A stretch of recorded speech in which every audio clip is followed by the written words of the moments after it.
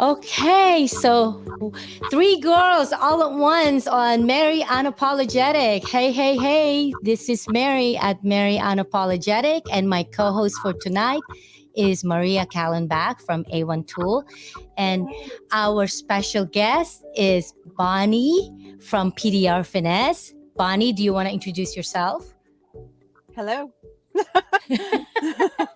Tell think me most about everybody yourself. knows me. Um, well, of course, I'm like from Maria. I'm from Missouri. I can see you better with glasses on. Okay. Um, I've been a nurse my whole life, and about 4 years ago, when my dad was dying of cancer, I had helped in the tool shop quite a bit during the summers.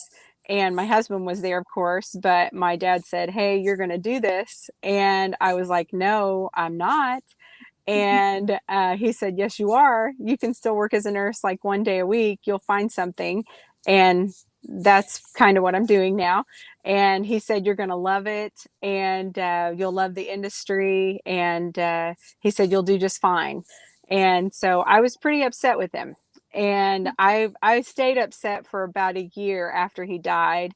And it was really hard for me because I knew God made me a nurse, but then he had another plan also.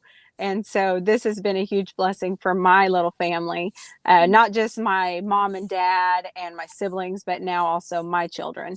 And so I love the industry, just like he said I would. And I'm doing exactly what he said I would be doing, even though I was upset about it. So it's worked out. And I took the challenge on, and I don't really know any strangers. My husband is very different. Like, I can talk to anybody, go anywhere, walk in, and I sort of feel at home because as a teenager, my dad didn't have any boys in the house. There was four daughters, and I was in the middle. And he and I had a good connection from the time I was little. My mom said I was a real hard, colicky baby. So she said, "Here, Ike, you're going to raise this one." And he did. So I went hunting and fishing and horseback riding, canoeing, all the things that dads do with their sons, I guess. I did all those things. And so whenever he needed help in the body shop, I did it. And so he would pay me $100 to get a whole car ready to paint, start to finish. I would do all the sanding. If there was the old time hail damage repair, he taught me to go around with the DA sander and do the feather edging after he torched it and stuff. And so I learned, to work hard, and I guess a lot of different things about the industry just by absorption and from listening to it. And I used to say to my dad, "Can't you talk about anything else besides tools? I'm sick of hearing about it." And now my kids are like, "Mom, is there anything else to talk about?" I'm like, "Well, this is what we need to talk about." And so, and I think that's how my dad was. And he said, "Bonnie, you'll take this to bed at night and it'll sleep on your pillow with you." And he's very right. And I did that with nursing also. I would take care of patients in my sleep. And so now I make tools in my sleep. And I'm, traveling and doing different things in my sleep. And I'll wake up in the night, "Bonnie, did you remember to do that?" And so I'll have to get up and write it down and stuff like that. But it's kind of weird for me because I'm not a technology person at all. I'm old school, and everything's like pen and paper, my record keeping, my charting as a nurse, and everything was that way. And everything's so electronic now. So whenever I first dove into the tool business, I was there like to ship and do international shipping and learn about customs and paperwork and stuff like that. And so I just had to wing it. And I made really good friends with my FedEx reps and everybody, that I needed to talk to. I just made good friends with them, and it all worked out. So it's I'm happy to be in the industry, and I do love it. And there's so many good people everywhere we go that help me and stuff. And sometimes I'll run into people, well, pretty much every time I go out, I run into somebody that knows my dad. And so that's really special to me because I feel like I get to represent him, and I hope I'm doing a good job. So, You are, Bonnie. And then, as a matter of fact, you're sitting in your van because you guys are doing mobile, well, mobile, yeah, yeah. mobile right now. And Oh, where are yeah. you at right now, Bonnie? I'm in Plano right now. Plano, Texas. Hmm. Yep. Okay. Well, how's the weather there in Texas? Because it's nice and It's sunny here. it's beautiful. It feels like it's 50s, upper 50s. Mm-hmm. So it Okay. feels like spring in Missouri, and they've got flowers planted and blooming here. We Oh, pulled wow. into a quick stop, and I was like, "Oh my gosh, they've got geraniums bloomed." So So, how many days when you guys do this mobile, when you guys go mobily, how many days do you guys go? I well, mean, how, I have a limit, and so when I was a little kid, this is just something an inside thing on me. I was so attached to my dad. I would get homesick if I spent the night with like a girlfriend. And so I would sneak to the phone in the middle of the night and I'd whisper and call my home number. And dad would pick up the phone. He'd say, "Do you need me to come get you?" And I'd say, "Yeah." So he'd pull up in the driveway and come get me. I never made it through the night until, I was older. Every single time I spent the night with a friend, so I get homesick. And so uh-huh. after about 5 nights from home, that's my limit. If I'm gone 6 or 7 nights, I'm like, we'll be in Colorado and I'll say, "Tim, we're going home," and we'll drive straight home without stopping except for fuel. And so that's me. That's just, I like home, but I do love the traveling. And part of the thing that I get homesick for is my little dog. So she's with me. Oh, Awesome. What's your little oh, dog's name? uh, well, her name is Sissy because she's the youngest sister of Oh, my kids. That's this. uh, I tell them this is your sister, and she's inheriting everything. oh. What kind of dog is it? She's like a little miniature cattle dog because I have horses and do that sort of thing. So I had to get a dog that would fit into that lifestyle. Mm-hmm. So I Yeah. also breed horses. So that's my hobby is I breed working cow horses, like foundation quarter horses. And I've been into that just as a hobby. And it mostly just pays the feed bill. And sometimes I make a little money, but I studied the bloodlines of the original foundation quarter horses off the King Ranch. And I went in partnerships with some really good friends of ours that have always been in the horse business. Mm-hmm. And so we bought these brood mares and a stallion, and sometimes we order ship semen. We'll study what's the like the world champion reining horse, and whatever we can afford, I'll put it in one of my mares and find a good match. And then we, try to get it out in the circuit. And so my dream was for my daughters to do that. They're both of my daughters are very good horsewomen, and the oldest one is a world champion in the Missouri foxtrotting reining Uh-huh. horse. Yeah. She's the world champion, and I get to ride that horse. And I don't have the skills or anything, but I get to trail ride it and everything. And then my youngest daughter has been the world champion in the youth. And that so sisters ride brothers. And as a child growing up, I always wanted to do that. So I thought, as my girls get older, I'm going to put them in lessons. And then whenever they outgrew that instructor, I got a different instructor and just kept moving until, I felt that they had found the best. And so those people that were the girls instructors actually became our best friends. And so I'm partners with them in the stallion and all the brood mares. And now I have cows out there that, I have calves and stuff. So, And so you have horses, you have cows, you have how many dogs do you dogs. have? I have, well, in the shop, when I go to work every day, in the shop, I have my little dog that goes and she thinks it's her job. And then we have a German Shepherd that's been in the tool shop ever since we built it. And so that's since my father moved it out to where it's at now. He started off in his body shop in town in Ava, Missouri. And then whenever my husband and I built our home that we live in now, it's been about 17 years ago. As soon as we built the house, we also bought property next door. And that ended up being where the tool shop was built. And as soon Uh-huh. as we got the tool shop built, we built my parents a home also. So it's really nice how it worked out because my mama is right there. And Uh-huh. so, of course, she's by herself, so I'm right there beside of her. So Yeah. she's on the same property that the business and our home is at. And so my girls have got to grow up riding horses, and my parents put their house angled at our riding arena where they could watch the girls practice. So, So so it's like everyone's close to you. It sounds like my Filipino family, like my yes, two aunts lived together, and then now they bought the land, like two yeah, acres of land. Now they built a home for my cousin. So it's like everyone's so Yes. close to each other. You know what I Yes. mean? Yes. But Bonnie, it sounds like you're so busy, and that's why I'm like invited. You know, that's why I invited you, and that's why I'm doing this segment is because, it all. I guess it all came about when I was like one day thinking, oh my gosh, my life is so busy. I'm handling three businesses, three kids, then Husband. family, and then sometimes I'm thinking like, am I doing too much? I mean, am I spending too much My time to One of all my this stuff? problems, my Huh? biggest problem is I don't take a lot of time for myself. Yes, And that's what so, I'm thinking. But then mm, sometimes I'm thinking, you know what? Well, this is just now. It's not like permanent. It's temporary. So right.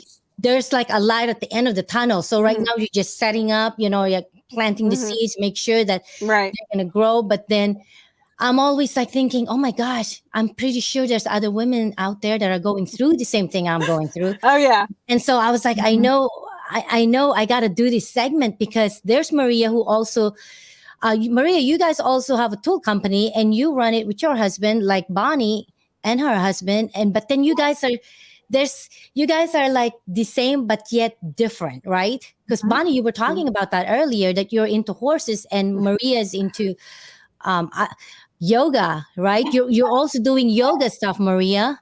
Yes, yes, I am. And I really enjoy that. I think it's very healthy to have something you enjoy. And Uh-huh. I think it's very interesting, Bonnie, that you do that and it's something that your whole family is involved in. And since I started doing yoga, my family is slowly getting into it. My Um, daughter you worked at a know, yoga something, studio once. yeah, And that's kind of, I went twice, yeah. and the instructor at her studio goes, Bonnie, you're good at the down dog. And I was like, what the Well, and some people don't know what they're doing when they're like, they're all disoriented, but you've got heck? it all figured out there.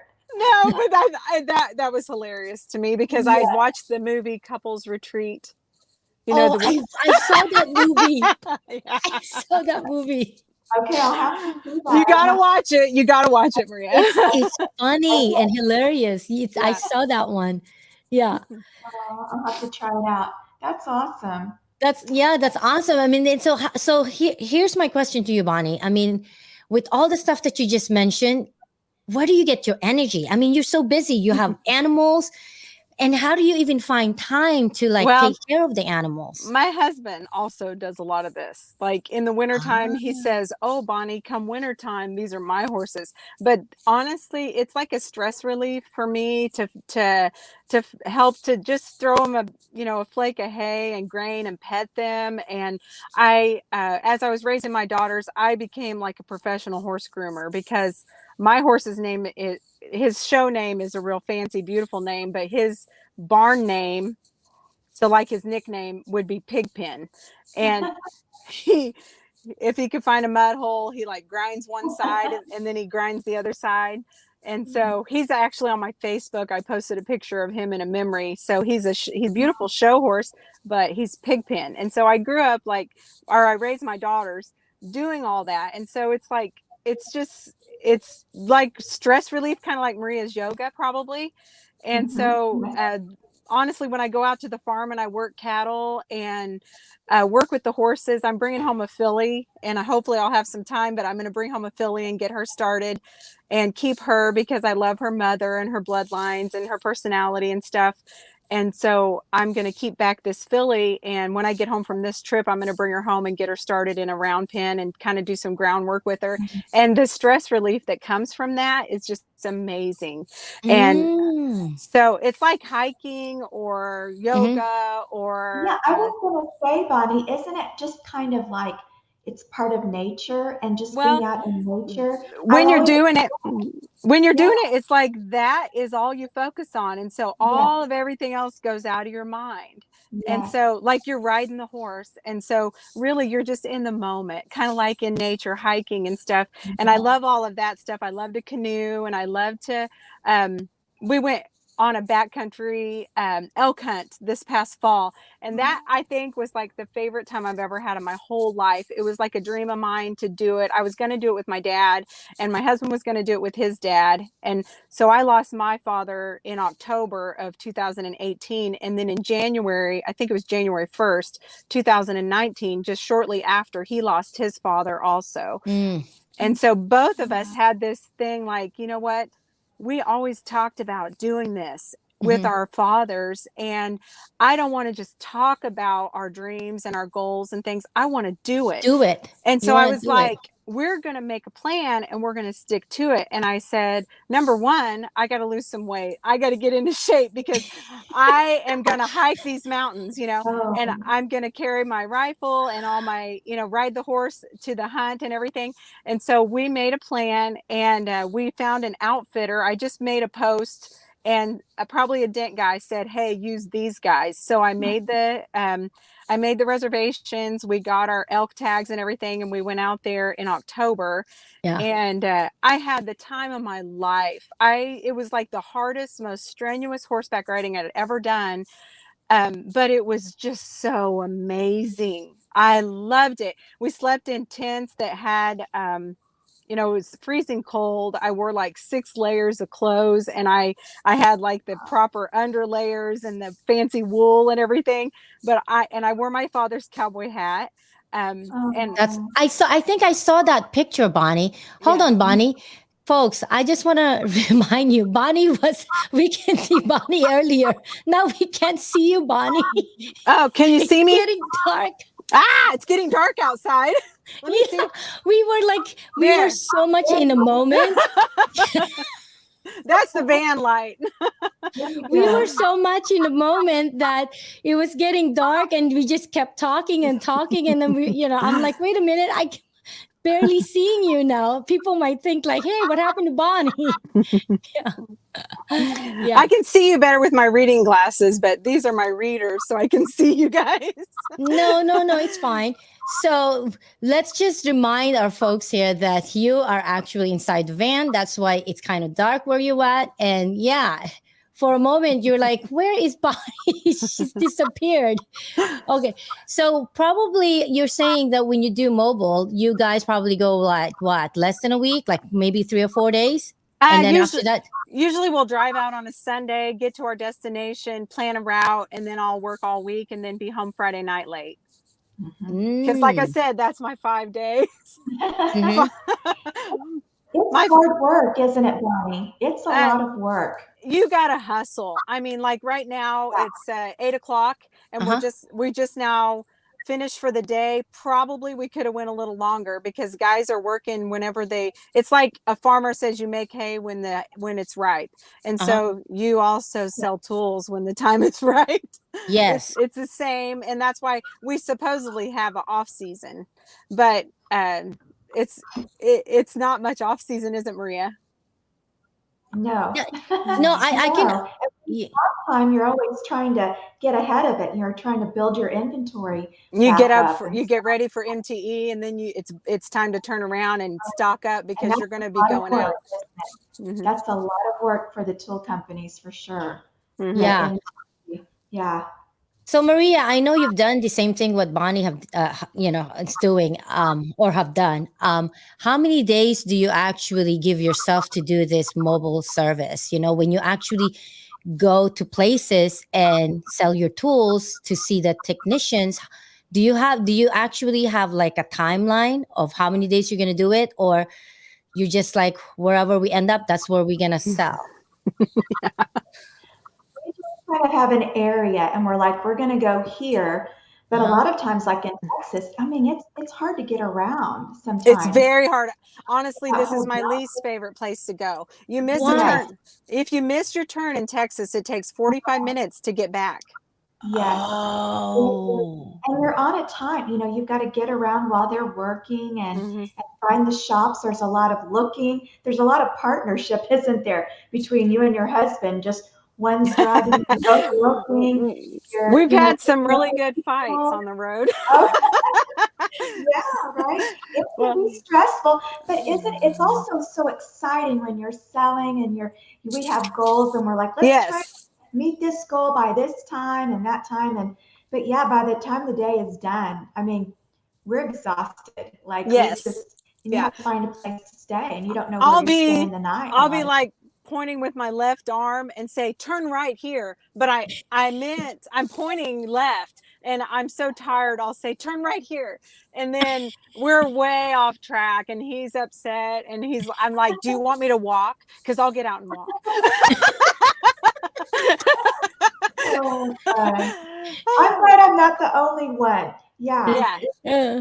it's Oh, tiring for sure. And then you've well, got to, pull it together when it's time when you get to a spot and it's like, yeah, it's time to sell tools. Let's do it. So, yeah. Yeah. Well, I'm the same way when Mike and I are in the car.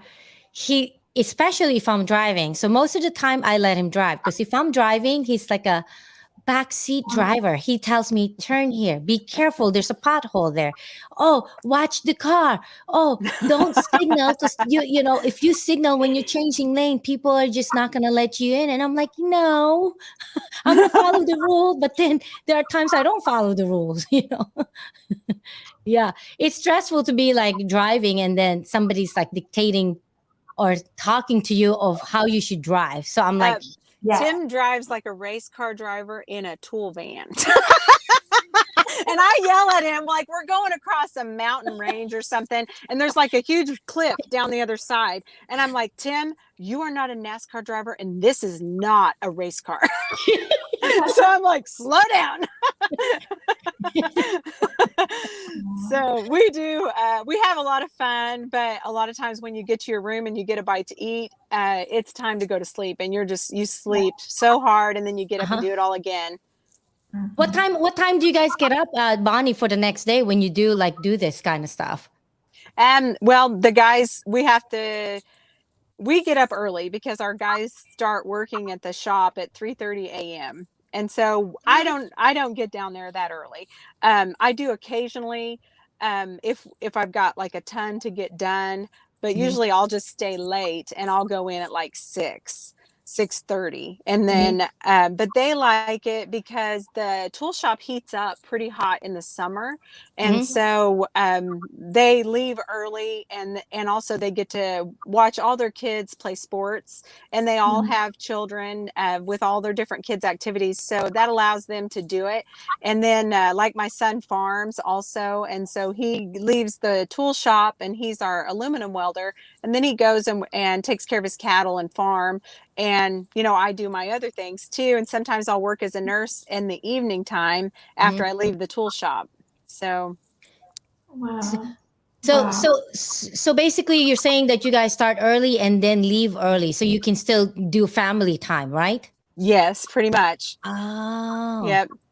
Or oh, cut, Tim has to cut wood in the winter, and we may help feed cattle, take care of the horses, and he may be doing that while I'm working as a nurse, or we might be delivering tools somewhere else. mhm.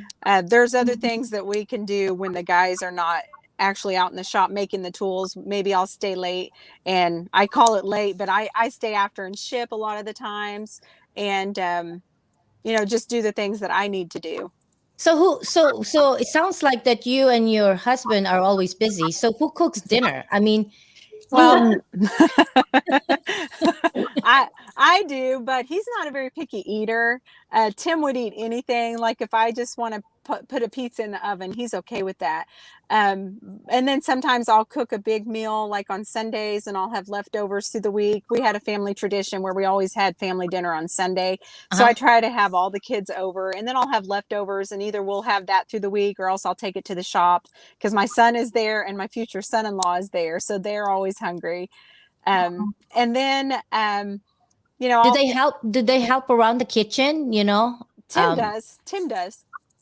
What about the kids when they come and visit and like eat with you Um, guys? I mean, Not a lot of the times, no, because I know that they're busy. They're in college and working and everything too. Uh-huh. So they might help me, but most of the time, no. But I always say that's what the dishwasher's for. Uh-huh. Yeah, because like I find myself, I have two teenagers and a little one, so I find myself telling the kids, "You guys are teenagers now. You should clean after your mess in the kitchen." Blah blah blah blah blah. Well, I have But one daughter, my oldest daughter. She's oh, she got cut off. Uh-oh. We lost Bonnie. Oh, maybe.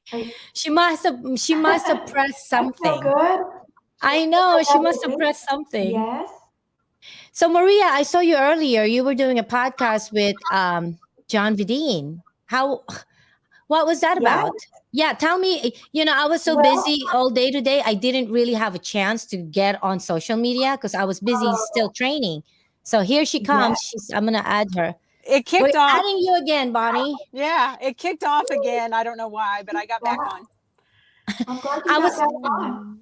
Yeah, I was telling Maria that I didn't really check my social media or even my Facebook until probably like I got home like 4:30, and then I saw that John Vidine and Maria was doing a podcast, Ah, so she was about to tell us what it's about.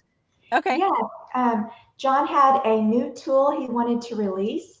It's a Mhm. super scythe, and it's something he brought to MTE. I guess was that January or February? Whenever it was, my mind is slipping. But anyway, we brought that out, and he was telling about it, and it's big 6-inch kick on it, and I had a new product from Anson that we were selling, and so it was that Connect system. So he had one, so he was showing how he used it, and it was nice just to visit with him. He's a super nice guy, and we love working with John, and he's just a lot of fun. So yeah, I think he's a lot of fun because he's funny. he I mean, he just like it's just like even is. his demeanor, you know what I mean? It reminds me of he should I told him several times. I said you should be the comedian for the PDR industry because we Oh, need yeah. one. Well, let me tell you, yes.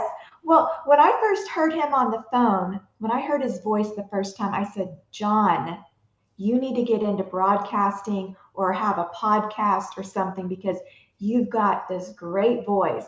And so I always used to tease him and just tell him how great his voice was. But anyway, it's good he's got his dreams. And so he's going live tonight too. So I know he was going to have a broker on so that Oh, his he's could ask questions. Yes. oh, so he's going live tonight? Yes, I think he's been on for about an hour. I missed it, but I think that was at 7 Oh, our okay. time, and now it's 8 o'clock our time. But anyway, he was going to have a gent guy turned broker on and ask him questions and see if anybody had questions for him. So anyway, he Oh. does a lot of great things for the industry, and I love him. He's great. Oh, that's great. Yeah. So I didn't know. Like I said, I haven't been like spending time on social media because I'm busy like training a couple of people. One of them is my painter to make sure he's familiar and he's okay when he does the job. And then another one is my admin assistant. This is what I always talk about and preach about that when you hire somebody, you really need to spend the time to train and make sure that person is well oriented within your organization, because to have like I guess a turnover all the time, it's so hard. Mm-mm. Finding the right person, and that person that make sure it's the perfect match, and then training. So Yes. I'm like exhausted. I've been doing this for 2 weeks now, so I'm just like, oh man, I know it's gonna get better. And I just keep reminding myself, you know what, Mary, maybe like 6 months from now or 3 months from now, it's not going to be as crazy. So you're just setting it up right now. I mean, Mm-hmm. I'm always Yes. reminding myself I just have to work harder because this is what God wants me to do. Yes. Like what Bonnie, I mean, I know Bonnie, you do like nursing job too, and you said that you're Whoops. doing this. Did she disappear on us again? No, Oh, okay. it's I thought I the lost light you kicked again. off. No, when I do the nursing, a lot of times I am training people. And it's Uh-huh. funny, you talked about that. I've been an RN for 27 years now, and I specialize in a lot of different things as a nurse. Uh-huh. And one of the things that I acquired a bunch of different training credentials so that I can teach and certify people to work Uh-huh. in nursing homes, hospitals, residential care, things like that. So I'm doing the training, and this one little place that I started working, I do the training in 17 hours for What? these girls to come in and do total patient Uh-huh. like vital signs and care for the patients, but also take physician orders and administer medications and insulin. Okay, I have a question. I have a question because I've worked in the hospital before too. In the hospital, when you, or in the medical field, when you work, you have to be very alert. So you can't be like tired and don't know what you're doing because you can't make mistake. When you have errors, Mm-hmm. you're dealing with people's lives. So Mm-hmm. how do you deal with that? You're juggling with your business. I mean, we're all business owners here. So you guys probably know what it's like to run a small business, right? You're doing everything from hiring, from doing sales and managing all this stuff. So how do you stay alert and still do this task while running a business? I mean, I, This job that I do, I've done it for so long, 27 years, and so I'm training them things that I could do whether I'm tired or not. You know what I'm saying? It's like, um, whenever you've done it for so long, it's like instilled in your brain, and those same basic principles never change. uh-huh, And so, you still follow the same rules and guidelines in like safety and uh-huh, medication safety and administration and things like that. Your vital signs don't change. And uh-huh. so when you're training somebody to check a blood pressure, that doesn't change. And so it's things that I could do. With your eyes closed, probably, huh? I don't need a book to teach it. Yeah, You know what yeah, I mean? We're And blessed so, yeah. to have you, So Bonnie. Yeah, what a blessing for them to have you with all yeah, that experience and well, it's a blessing for me because I feel like it was a God sent little job. And honestly, whenever I was in high school, the regional administrator of all these different little facilities that I go to, um, she was one of my friends in high school, and so we got our first healthcare training together. And then I went on to become an RN, and she worked her way up to be an administrator. And mhm, so we're all friends. And so it's a small community. Everybody knows you. And yeah. so whenever this little job, they needed a nurse, another nurse friend of mine contacted me, and she's like, "Oh, Bonnie, I have the perfect thing for you to do. It'll work out with your business." And Uh-huh. she knew my situation, and she goes, "I want you to come, and I'll show you the ropes." And I was like, "Okay." And So I is love it it. so is it like, are you on call, Bonnie? Because you said that they work around your schedule with your business. So are Uh, you an on call RN? I can be.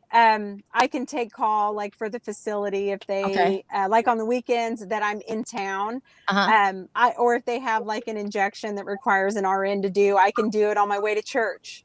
Uh-huh. I can just stop in and do it. And so Okay. um, I do a lot of stuff like that, family or friends. I may get calls at my phone will ring at like 4 a.m. and I'm like, something better be wrong. Like on a So weekend. you're like almost like And a physician then, you know what I well, mean? Because you're not on really, call. but it's like family or a friend that has a question and they need to know what to do. They just got out of the hospital or, Uh-huh. um, and I almost was going to be a nurse practitioner. And so I actually was enrolled in the program, and Uh-huh.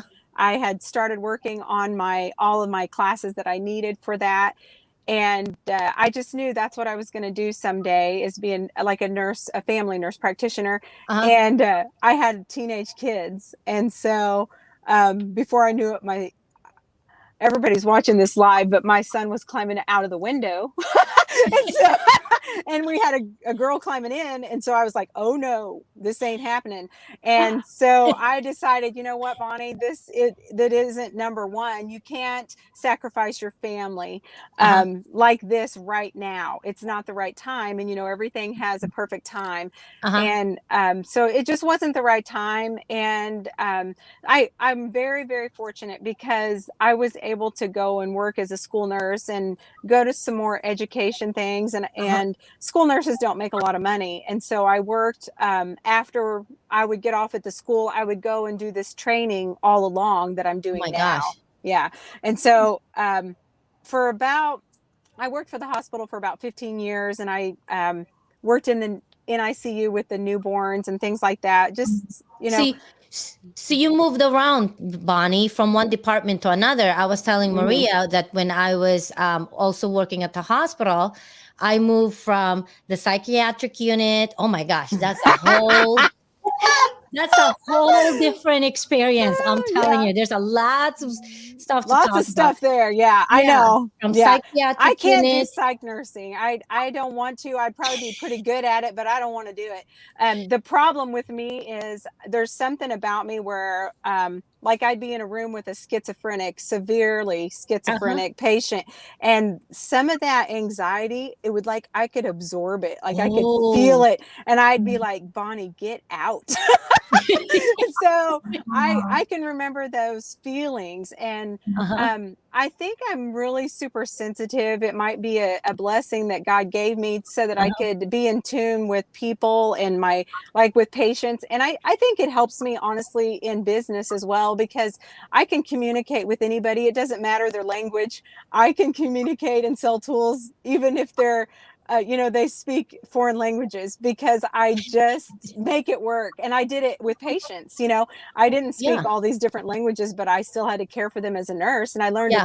teeny tiny, a poquito amount of Spanish. And so I was like, I had Hispanic friends, and they said, okay, this is how you say, I'm your nurse Bonnie, or something like Yeah. that. Yeah. And so very little, but I don't know. I don't know any Well, strangers. Well, see, that's the thing with business. When you own a business, you're going to be dealing with customer service, which are Hmm. like dealing with people. So Correct. I It's the think being a same. nurse and you're doing a one-on-one with your patient, Hmm. that teaches you how to like be in tune with other people's feelings and Right. what's going on, and then the situation and all that stuff. You know what I Hmm. mean? Right. Yeah. I So know that God has blessed me as a nurse, because I never felt smart enough to do it. And I know from day one that it was a definite God helped me to do it. Just like He's yeah. helping me with the tool company now. I know that God has helped me to do it. Did that Um, teach you? So sorry to interrupt, but being in the hospital setting and being a nurse, did that teach you patience? Because when you're dealing with customers, you have to have patience, especially if you have customers in your business that are asking a lot of questions, or even sometimes like dumb questions, right? Or either that they're, upset about something. So right, did right. that, yeah, did that teach you, Yes, being a patient? absolutely. Yeah. Absolutely. Because I had to do it from the time I was 19 years old. I Mhm. became a nurse. Let's see, I started nursing school when I was 19 years old, straight out Mhm. of high school.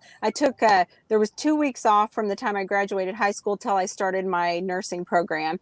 Mhm. And so I did it all myself. And, from the country, I went to a country school where there was only like 100 kids through all 8 grades, and Mhm. then a small high school. And honestly, my first day of college was my first time driving a car in Springfield.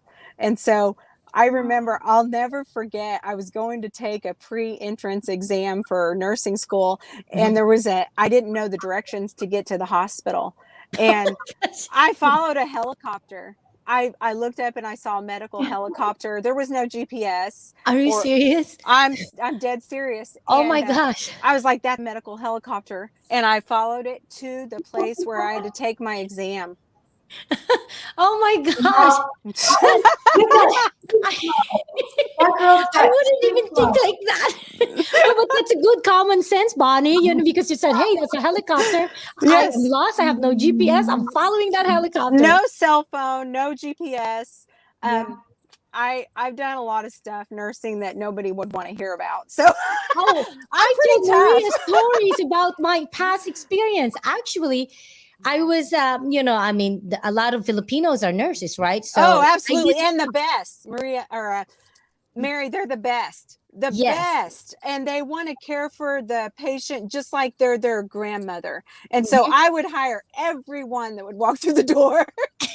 I would, because they were the best, and like from the heart, like the best Uh-huh. hardworking and caring caregivers that I've ever worked with. Yeah. Well, see, because in our culture, you have to take care of your Yes, it's not an honor. grandparents and your Yes. parents. So that's why the parents ended up living with the kids. Yes. Like what you were saying, like everyone's close to you. Mm-hmm. So we have the same thing. So my point is that I was like, oh my gosh, I, my uncle said, why don't you try nursing? But because Mm-hmm. as a teenager, I didn't know what I want to be. You know, Mm-hmm. I Yeah. kind of knew I want to be in business, but I wasn't sure. So he said, try nursing because it's a stable job. And Mm-hmm. I said, okay. So I tried it. And then for me, I was like, oh my gosh, I absorb all their problems. I Yes. want to help them. I'm a problem solver. I want to Well, solve their problems. But then there are times I can't solve people's problems. you So, can't save. Sometimes I would have family members, they would want me to to make their parents mhm, young and healthy again, and you can't do that, but I could make the quality that they had left the best possible, and treat them well and with respect and uh-huh, dignity and things. But when you put your hand down to help somebody, mhm, you notice you go down also, mhm. and so it takes something from you. I Mentally and physically. absolutely Mentally and physically, and sometimes emotionally, like what you said. spiritually, emotionally, all of it. Like I took a boy in from Liberia, and my mom and dad helped me one time, and it took a lot, but he came from Liberia like through a missionary through my church, and we took care of him for over a year in my parents' home and my home, and that was tough. Um, there's a lot to different things that you find yourself doing that um, it takes something from you. Yeah. Yeah, I mean, I can understand that. That's why I said, you know what? I mean, with all this stuff that you're juggling with, between your business and then doing mobile and then and then nursing on the side and then your animals and then raising your kids, I'm like, wow, doing a lot too. That's why I have to ask you, who's cooking at your home? Because my home is not like Me. one of those conventional, I like to cook homes that. though. I love to cook. And so but that's why I'm chubby. I like to cook. And so You like to go. I like to bake. Like I'll bake homemade cinnamon rolls. Oh man, you and Mike are gonna get along. Mike's got a sweet tooth, so I would cook food, but he would bake. And I Yeah. and I tell him, look, I'm not a baker. I'm more of like a person that would cook for dinner and then feed you guys after dinner. You're good to go. You don't need dessert. but, but with Yeah. Mike, it's like he's like, oh, what's for dessert? I'm like, no, I don't need dessert. I just need you to survive. After I feed you. Yeah. Well, Yeah. part of doing all this, I think, is you got to learn to take care of yourself. And so there's a time when you know a limit. Like I was in the health food store and I was looking at all the different vitamins and things, and I was like, I need something for some more energy because I am so like wore out, and I just need some energy. And so she overheard me like answering the phone call to a customer and then saying I got to go work as a nurse or something like that. And she's like, oh, honey, you need some rest. And so I was like, you know what? I'm going to sleep in tomorrow. So I do. Good for you. So speaking of taking something, I'm like for the past 2 days now since Saturdays, I've been like itching. What happened was that I figured what, I've been busy, and then Mike and I decided to go to the mall, and so I'm like, oh, Sephora is here. I'm running out of lipstick or eyeliner, so I go over there, and then I pay. They gave me this freebie stuff. It's in a little packet. It's like it's like a free stuff, right? So it's like Yeah. a little vitamin gummy. And it said it's supposed to be good for your hair, good for something.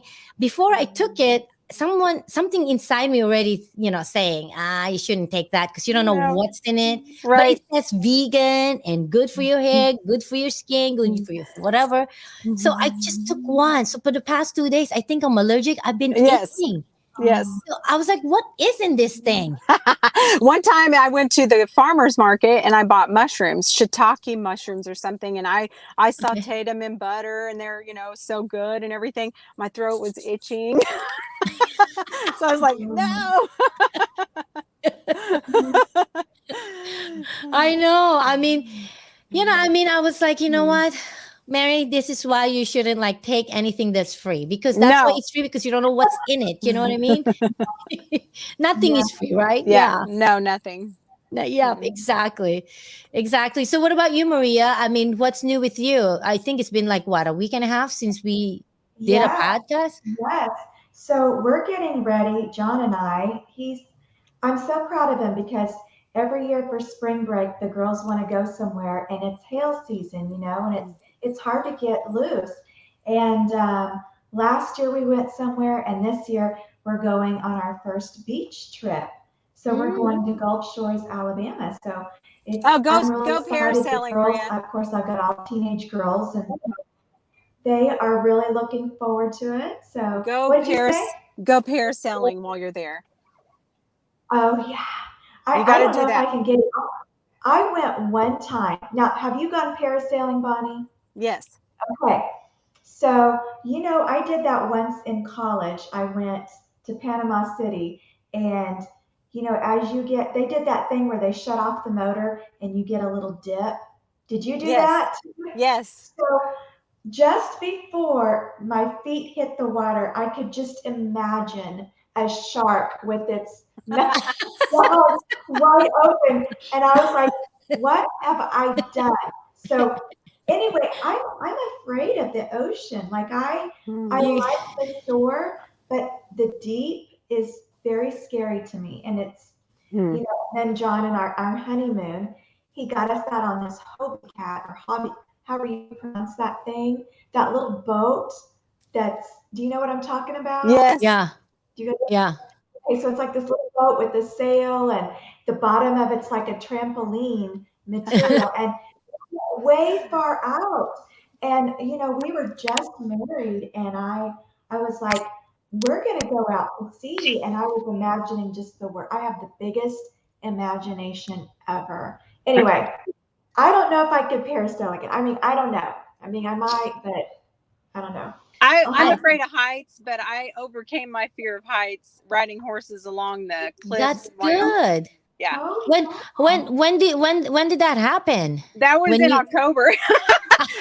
I rode in and I had a death grip on the back of the saddle, not because I was afraid of getting bucked off, because I was afraid of the cliff to my side. Yeah. uh-huh. And so I rode in like that. I rode out, just leaned back, relaxed. I was like, Uh-huh. I felt so badass after doing that I felt like I could just do anything.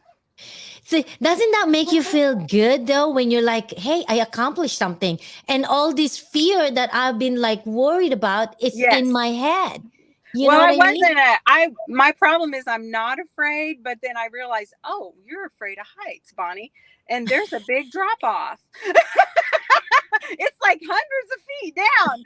And and then I got a little bit afraid because I was climbing up the mountain on the horse and she was climbing like almost her same height and there was nothing for her to get any traction and it was raining Oh and no.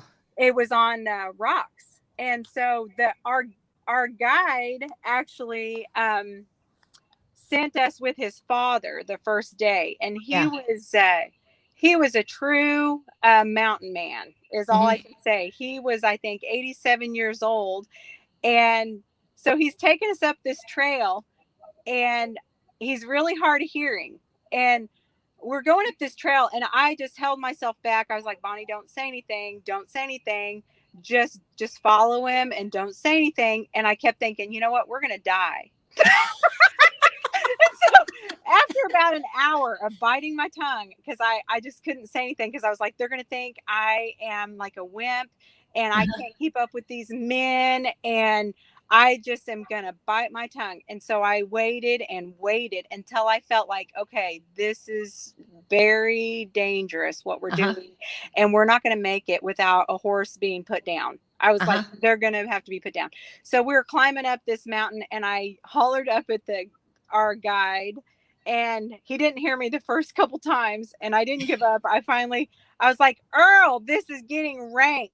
And he's like, pardon me? And I said, this trail is so rough. I said, Uh-huh. we're gonna die. You know what he said? He goes, What? well, I didn't see any elk sign here. So I just was taking you on a little joyride, but it's been about 25 years since I've been up this trail. So I didn't remember it being this dangerous. He said, I think you're right. We need to turn around. Oh my gosh, Bonnie. Maybe he's not just deaf. I mean, maybe he also have like a slow, like you know what I mean? He's like a little No, he was slow a to true process.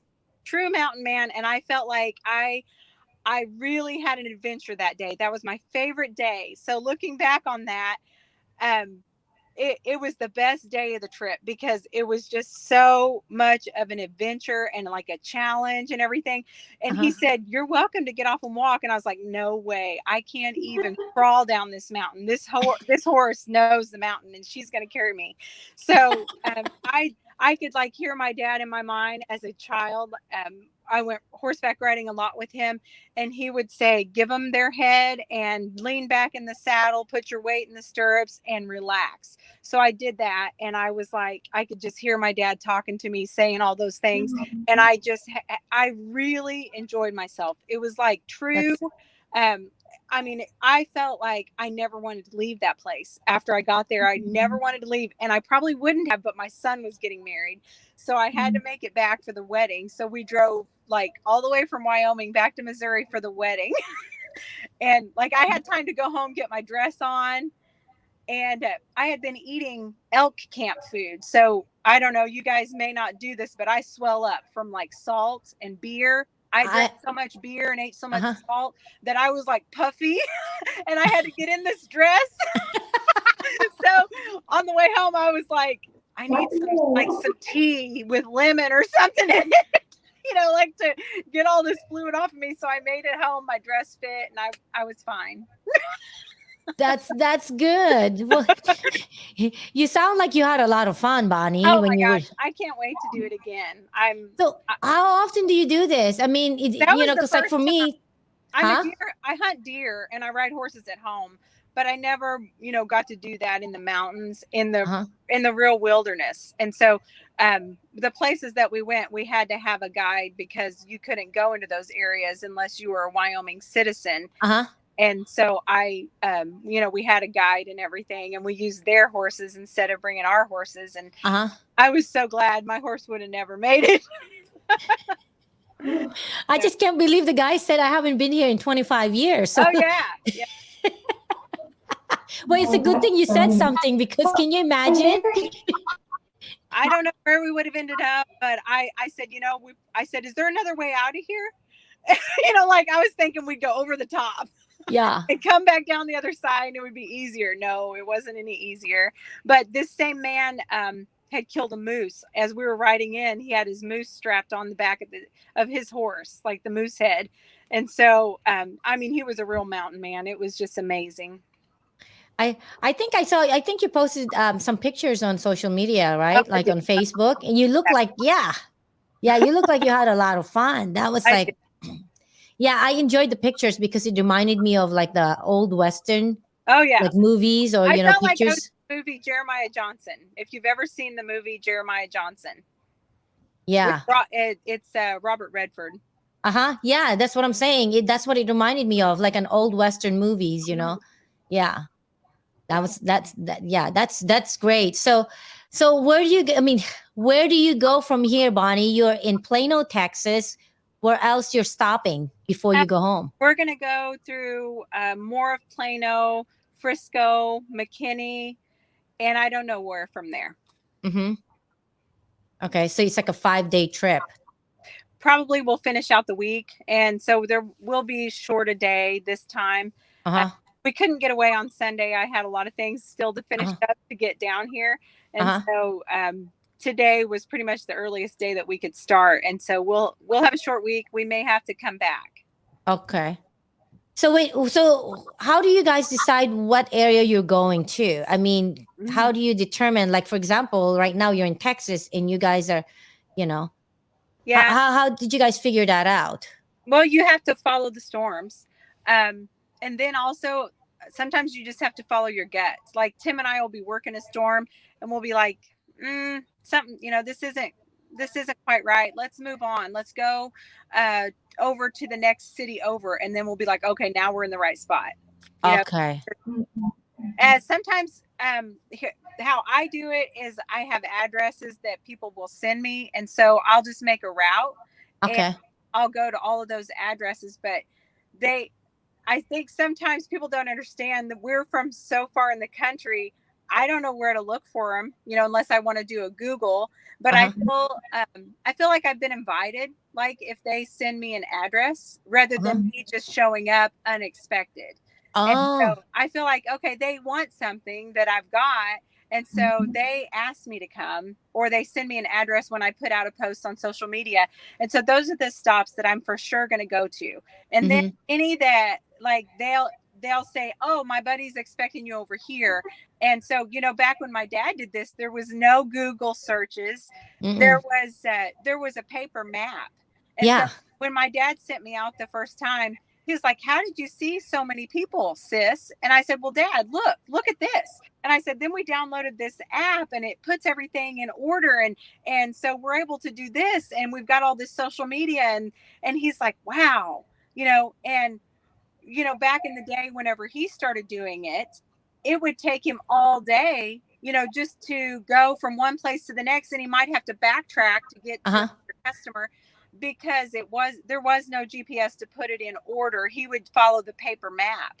Yeah. Or either that, there's no communication, right?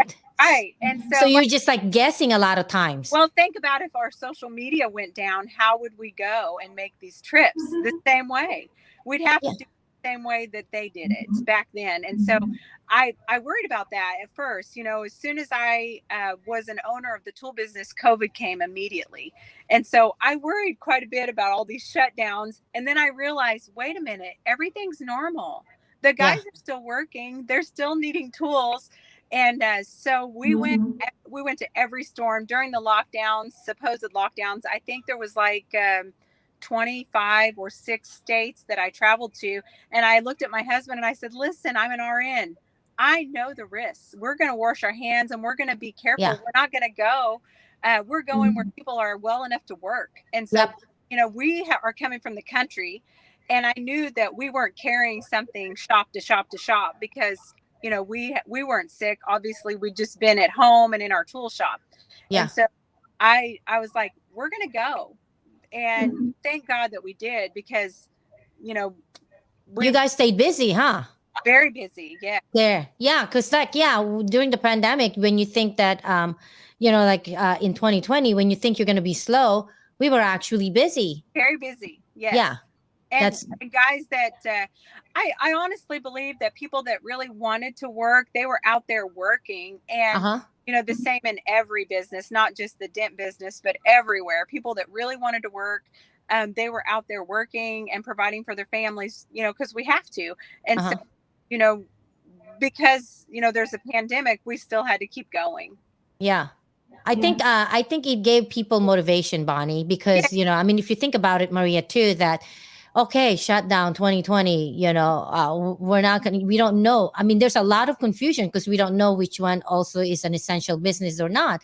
Then we don't know what's out there because we don't have that much information. But I think that's what motivated people to like, hey, I'm going to work. I'm going to make it work. I'm just going to have to like figure it out. And so right. that's how we did it in business too, in our business over here. And we got creative. I think that's what it is. You got to get creative. And in business, really also being original matters. It's like if you're not able to evolve and pivot your business in a short period, short time, or like snap of your fingers when things are moving as fast as they can and you can't keep up, then you're gonna like fall behind. That's why Mm-hmm. it's always good to like be I guess up to date or up to par to what's happening, so that way you can always like adjust. We lost you again, Bonnie. Yeah, it's dark I in think he's the there. there we go. The light. Oh, I know. I think I saw Maria too. Like during the pandemic, you did some kind of a drive. I don't know where you went and drove, Maria. You guys went out too, didn't? Isn't it? We didn't have, just like Bonnie said, we just went about our business. At first, we were a little concerned, but we thought, let's just do this. And we did great. I mean, it was just, I don't know, when I think back to when it all started, Uh-huh. um, it was, for us, it was just kind of, we're like Bonnie, we didn't go anywhere. And then we had our family, and we live, really close to both sets of parents. And we had a lot of really good times together at home. And Mhm. then John and I went and sold tools, and the guys worked at the shop, and they just went to work. We all just kind of stayed with our people, and it worked out. I think you just got to be adaptable and just push forward. Just keep moving Yeah. it, just keep pushing it forward, and it went real well, I think. So yeah, Yeah. I think yeah, you can do anything you put your mind to, and if you're willing to, work and learn all about it, I think that's what helps me to do so many things is I set tons of goals. And so it's all personal goals, like on Uh-huh. my own, hmm, my own self, I guess. And I'm very stubborn. And I won't give up. So, I think that's what it takes, right? You right. So, just so I think you're resilient, because you're just like, oh, Well, I okay. pray a lot. I do pray a lot. So I don't do it on my own. My yeah, mother, I'll talk to my mother about different things that stress me in business. And she says, Bonnie, you have to have faith. Mm-hmm. mhm, Where's your faith? And I'm like, Mom, faith is not going to get this work done. Bonnie, Like, I feel like I'm your mom because I have the same thing, when you know that everything is like crumbling down and going yeah, bananas around you. I'm just like thinking, I'm a I real, have to have faith you because know, if I don't have faith, I'm going to fall apart too. So I yeah, have to have. you have to have faith that, and Mhm. I'll never forget, I was going into nursing school and very similar. It's been like the very similar path because I felt like I'm not able to do this on my own. The same with the tool company. I don't do it on my own. I have my family, my husband, my Mhm. mother, our employees, Mhm. lots of support in the industry. And I feel the same way that I did going in as a new nurse and being, a small town country girl. And I was actually the first one in my family to graduate college. And so it was like a big deal to me. And I Mhm. knew that I could not do it. And I remember sitting there and praying to God that I could somehow get accepted, to the program and that I would make it and pass and everything. Mhm. And I remember like I had this little nudge on my shoulder and I looked up right beside of me where I felt that little nudge and there was a plaque on the wall. And all I prayed was, God, just help me know that you're with me in this and that I'm going to be successful and that you'll help me through it. And the plaque on the wall read, I, the Lord God, am with you always. It's And a sign. mhm, Yeah. yeah, and I prayed for different things. I've been in the tool shop before and we didn't have the materials and this order, we had to get this order out and I could not get the materials during the during this whole pandemic thing. It's been mhm, difficult to find some of the materials. Mhm. It was this one particular day I needed these cans of adhesives to do a project. Yeah. And so I knew I couldn't find them anywhere. And I said, Dad, I need your help like right now. Uh-huh. And I remembered I almost like said a prayer like that. And I immediately found what I needed. And so I know that God is with me in this. And so every time I have a challenge, I I have to, pull from that faith that my mom says, Bonnie, you got to have faith. And Uh-huh. my mom has been so strong. And people sometimes think it's the man that did it all. My dad did it all. No, my mother helped him. And Uh-huh. so my It's mother, the support. yes, my mother was there as a helpmate. And so she was there through it all. She knew how he did it, the way that he did it. And I guess all those talks where I was like, can't you talk about anything else? mhm, Mhm. Those talks helped me. And I'll never forget this, like 2 days before I had to take him to the hospital and he passed away. He said, I need you to lay down beside me. And I thought, what is going on here? You know, because you're going to get well. And I was really pushing him to get well. And I thought, you know, I'm a good enough nurse. I can get him well. Mm-hmm. And so I was like, I was really trying to change his mind from being sick to being well. And I Mm-hmm. said, Dad, you can overcome this. And anyways, there was this night he said, you come over here and I need to talk. And so I said, okay, I'll be right over. And so I went over and he said, I want you to lay down beside me. So I laid down in the bed beside of him and he said, sis, these are the things that you're going to have to do. And he told me some things privately that I didn't understand at all. I mean, I there's no way I could have understood it until maybe about a year later. And everything that he said, I had to use. And so I needed all those little things that he told me to do. And I had to do every single one of them. And it was just such a blessing, you know, that I got to have that talk and stuff. But um, he said, I know that I can count on you. And I know that you'll do what I ask. And so I have. And so I still feel like he's with me, you know, like, especially when I'm out in the tool van, to be honest, I'll go and see customers that knew my father and they'll tell me a story. And Yeah. today, so funny, he would brag about driving down the interstate and people pulling him over, like to buy a tool. Uh-huh. And today I looked out the window from the passenger seat and there was a little black car outside my window and I smiled at the gentleman. And pretty soon the phone rings. He said, hey, I need some tools. And I looked over and it was the guy that I smiled at in the car. And so I was like, we'll follow you. So what happened? Did he see the sign? Did he see the sign on your van that? Yeah, he Yeah. saw the van, but I thought I was just smiling at a stranger, you know, and I was like, hey, I need some tools. And I looked over and there's the dude I smiled at on his cell phone. And I was like, oh my gosh. So that happens a lot. They'll, you know, they maybe didn't know on social media we were in town, but they'll see the van and pull you in, you know? Yeah. And so it's just, the industry's really good that way. Everybody is, I felt like I was welcomed and at home. And like Uh-huh.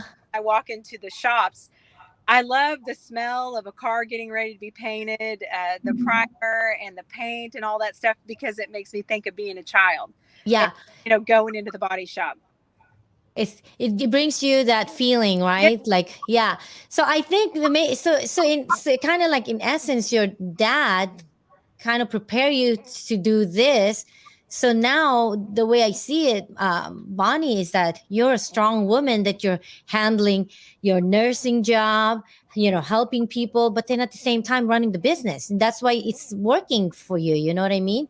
Because I Well, think if it's any other person, I huh? think, I also think that this sounds kind of strange, but I almost feel like my dad had to leave in a sense for my husband to step up into the role that he was supposed to do in life, Uh-huh.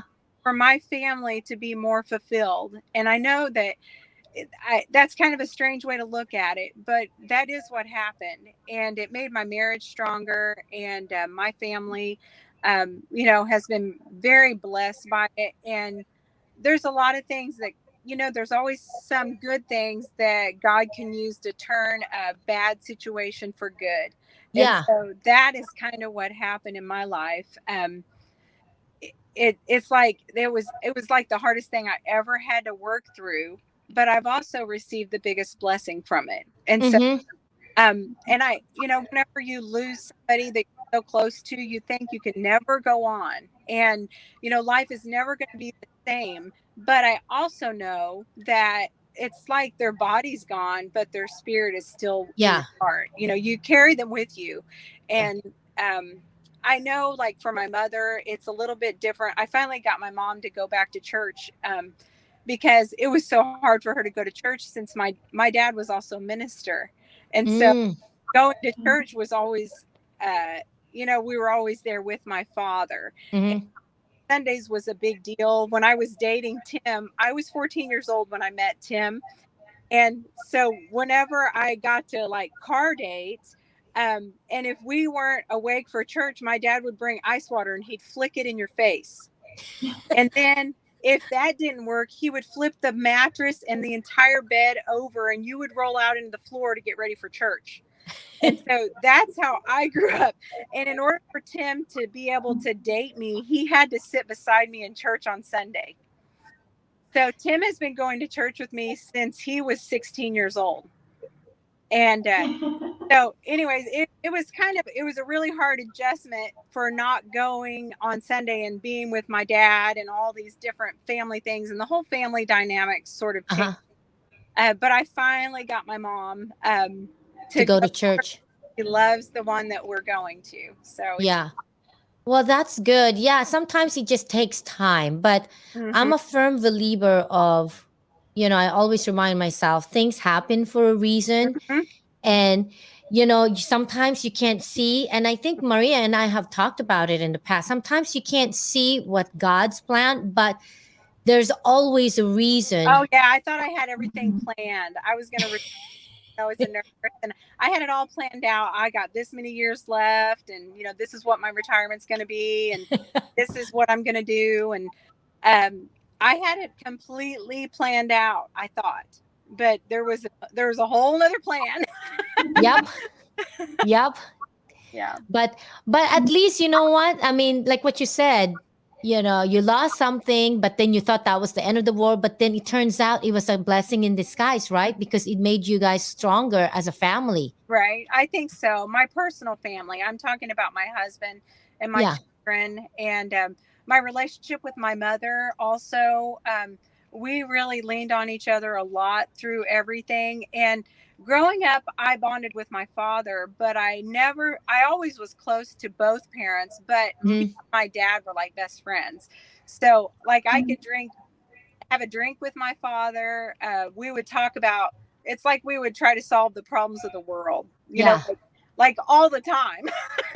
And so we discussed like hard stuff. Yeah. We talked about really deep stuff, and it's like we were alike, like our minds worked alike.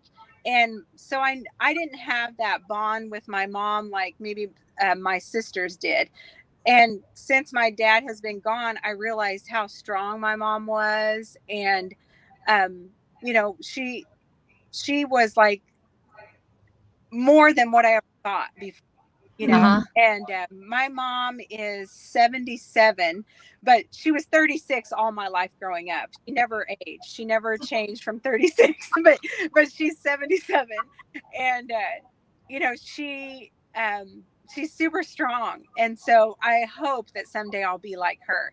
And I can remember my grandmother. She went through a lot of hard things, and she always said, Bonnie, always count your blessings, and have faith and Yeah. things. And so that was instilled in me. And my mom all the time is telling me, Bonnie, just have some faith, because I'm watching everything so close. And that might be, I have a my personality where I want to be in control of things, and some things you just can't control in this industry. Uh-huh.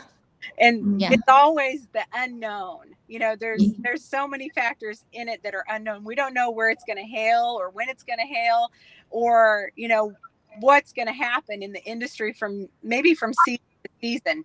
you know Uh-huh. and so there has to be a lot of faith in it, not just for the tool company, but for the dent technician. The guys who chase and stuff, they have to go out in faith every time, Yeah. and and leave their families and things, the same as what I'm doing in short periods of time. I'm relying on other people to take care of everything at home and take care of the business and stuff, but they're gone for long periods of time. So I mean, you have to, the entire industry is made up of so many people, I think, from different, backgrounds and things, but it's pretty tough. Like, people are tough in it.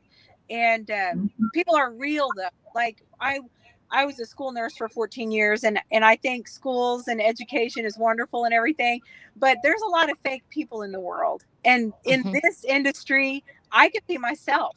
If I want to say shit, I can say shit. If I want to pray, I can be Bonnie exactly how I am, and it's just how the whole industry is. And I noticed that immediately. I was like, gosh, I can be myself, you know. Yeah.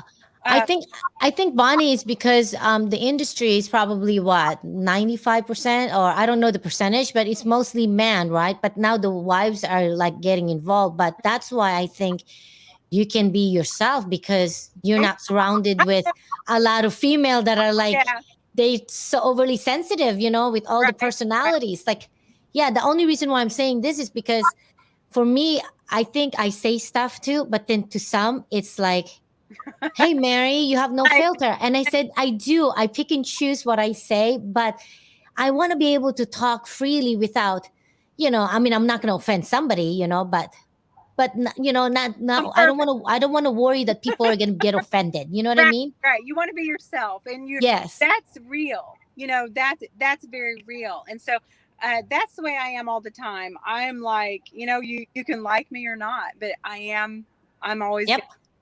And I feel like I was that way a lot in nursing as well. And my girls would say in school, "Mom, I can hear your laugh all the way down the hall." Well, myself, and that's the way I am. And like whenever I'm really really happy, I'll whistle while I'm working or making tools or taking care of a patient, whatever. I would whistle. And my mom said for a while after my father died, she said, "Bonnie, I'm so happy to hear you whistle again." And Mhm. so that was kind of neat for me because I was like, okay, I'm doing okay, I'm okay. Hmm.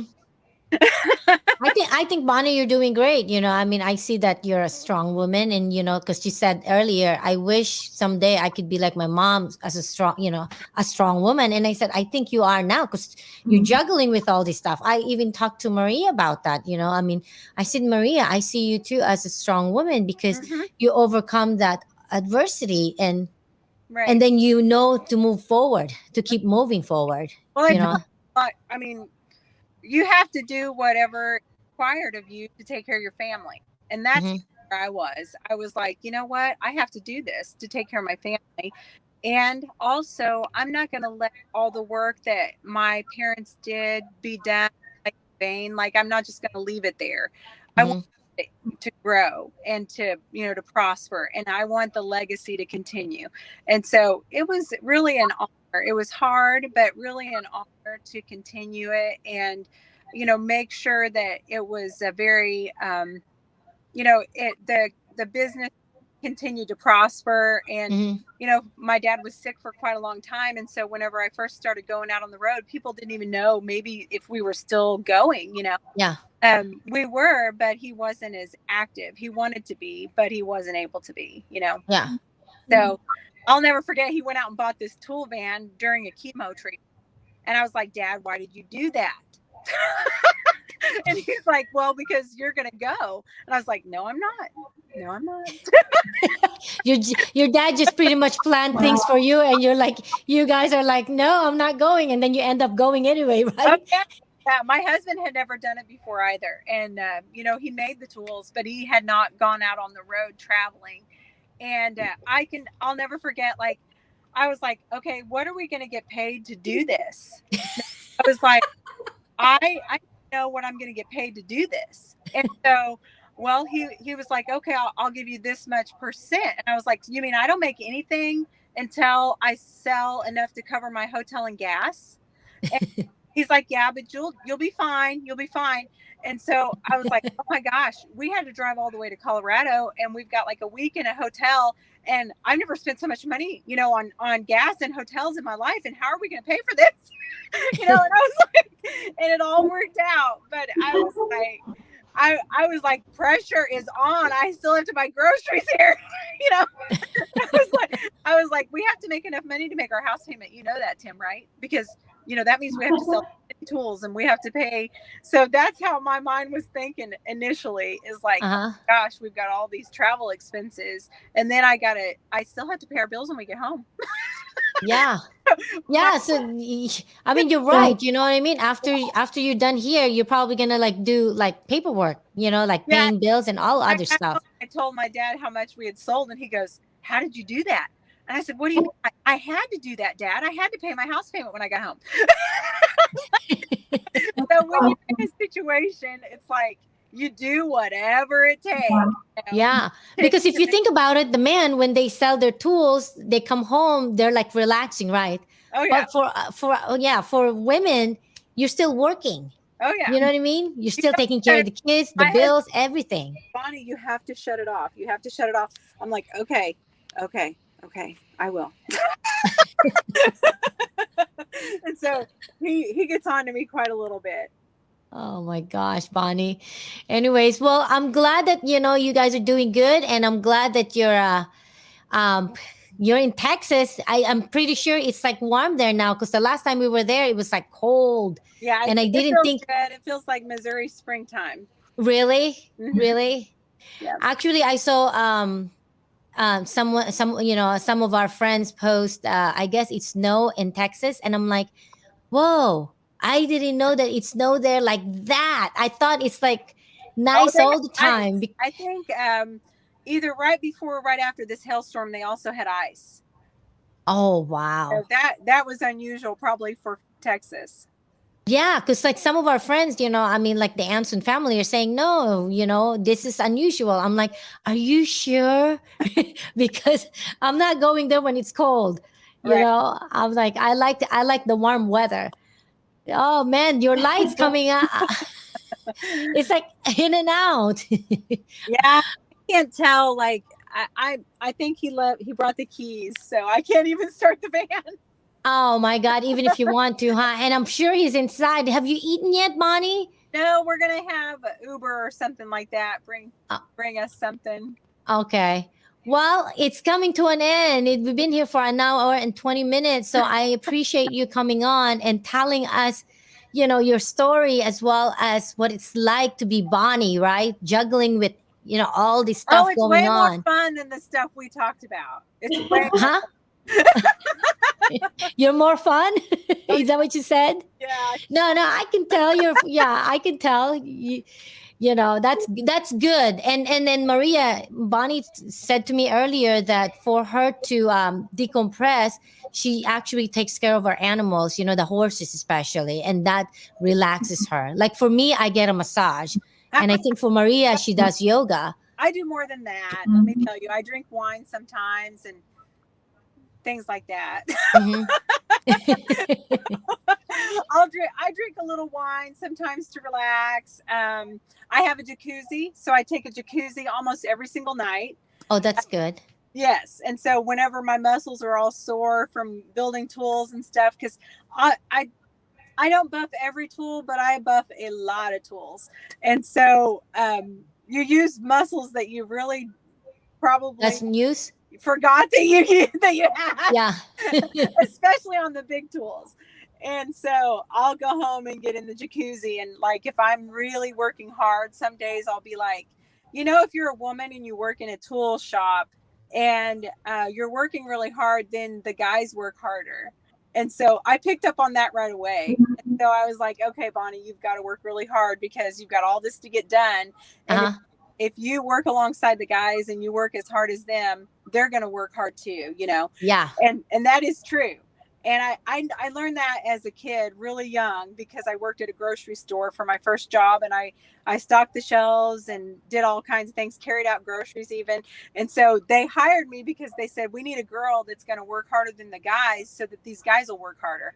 And so I learned that when I was really young. And so whenever I started working in the tool shop, I was like, okay, Bonnie, you work as hard as you can.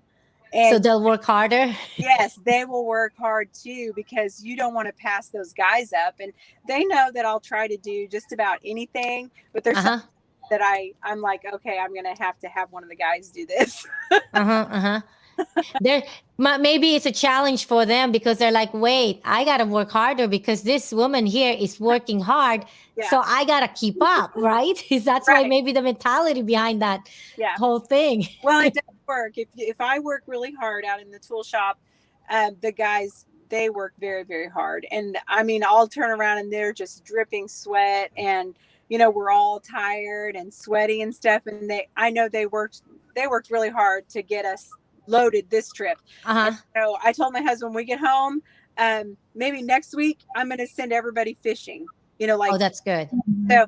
stuff like that. I really appreciate all the work that they do. And so, and I know what it's like because I, have been an employee at, Uh-huh. hospitals and things, and nurses, you didn't ever hear, oh, we really appreciate everything that you're doing. And, Mhm. Yeah. like, you've done such a good job. You didn't hear that all the time. And so some of it went unnoticed. So I'm always trying to say thank you, for helping me and Yeah. doing everything that you have done, because without you, we couldn't do this. And Yeah. so They'll appreciate that. Yeah. I hope so. So, huh? I hope so. I hope that they Oh don't. yeah, they do. They do. Yeah. To be acknowledged that that they worked hard, they'll appreciate it. They might not say it right away because Oh, they work very hard. Yeah. And yeah, there's a lot yeah, of things that only one person in the shop is good at. And I'll say, like, Tim, this is something you've got to do. Or to my son, this is something you've got to do. And we're training our future son-in-law, and he's very good at making door tools. And so I'm like, oh, this is what you're going to do while we're gone. Mhm. And yeah. so, Well, that's good. That's good. So, mhm. anyways, we're gonna say good night here. It's been like an hour and 25 minutes. And before I say goodbye, folks, I just want to remind people out there who are attending our Mega Media 5.0, please book your hotel because it's gonna expire. The discount's gonna expire on March 29. So our Mega Media event is 428 to 429. So don't forget. Okay, so I guess we're done. Yeah, good night. Thanks for Thanks, having Bonnie. uh-huh. Thanks for having me. Oh, you're welcome. Thanks, Maria. Okay, so let me